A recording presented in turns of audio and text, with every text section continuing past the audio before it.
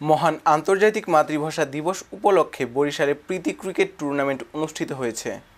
ভাষা শহীদদের স্মরণ ও নতুন প্রজন্মের মধ্যে ভাষা আন্দোলনের চেতনা ছড়িয়ে দিতে স্বেচ্ছাসেবী সংগঠন লাভ ফর ফ্রেন্ডস এই টুর্নামেন্টের আয়োজন করে।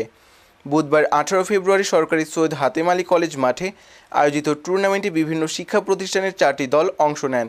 ফাইনাল ম্যাচে দুরন্ত রাইডার্সকে পরাজিত করে তরুণ সংঘ বরিশাল চ্যাম্পিয়ন হওয়ার গৌরব অর্জন করে। খেলা শেষে বিজয়ী ও রানার্স আপ দলের মধ্যে পুরস্কার বিতরণ করা হয়। অনুষ্ঠানে স্থানীয় গণ্যমান্য ব্যক্তি, ক্রীড়াপ্রেমী ও এলাকাবাসী উপস্থিত ছিলেন।